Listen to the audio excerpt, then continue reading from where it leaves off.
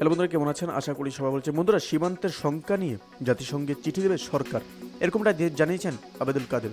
অবশ্যই আমরা এই বিষয়ে বিস্তারিত আলোচনা করব। তার আগে আপনি যদি এই চ্যানেলে নতুন থাকেন, অবশ্যই চ্যানেলটি সাবস্ক্রাইব করে আমাদের পাশে থাকুন এরকম নিত্য নতুন রাজনৈতিক এবং সর্বশেষ আপডেটগুলি সবার আগে পাওয়ার জন্য। তাহলে চলুন বন্ধুরা, শুরু করা যাক। মায়ানমার সংঘাতে সৃষ্ট উদ্বেগ পররাষ্ট্র মন্ত্রণালয়ের মাধ্যমে জাতিসংঘকে লিখিতভাবে জানানো হবে বলে জানিয়েছেন আওয়ামী লীগের সাধারণ সম্পাদক ও সড়ক পরিবহন ও সেতুমন্ত্রী আবেদুল কাদের।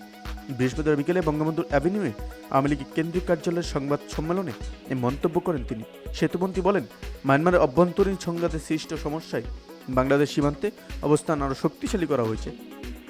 আমরা সীমান্ত উদারভাবে খুলে দেওয়ার পক্ষপাতী নই এবং সুযোগ আমরা কাউকে দেব না।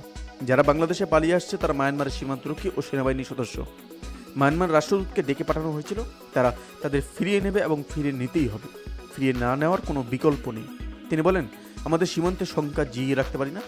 আমাদের পররাষ্ট্র মন্ত্রণালয় কাজ করছে, চিঠি দিবে জাতিসংঘকে। মায়ানমার সীমান্তের রেস ভারতেও গেছে। আমাদের পররাষ্ট্রমন্ত্রী বর্তমানে ভারতে অবস্থান করছেন। এরই মধ্যে ভারতের সঙ্গে গুরুত্বপূর্ণ আলোচনা হয়েছে।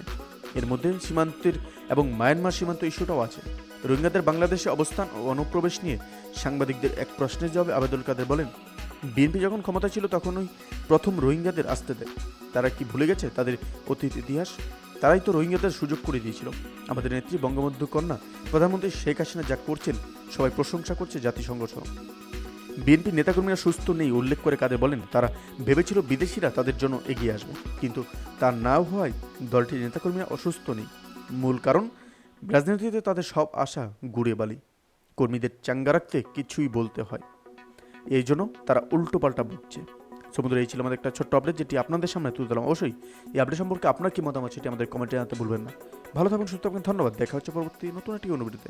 আপনি কোথা থেকে দেখছেন অবশ্যই সেটি আমাদের কমেন্টে জানাতে বলবেন না।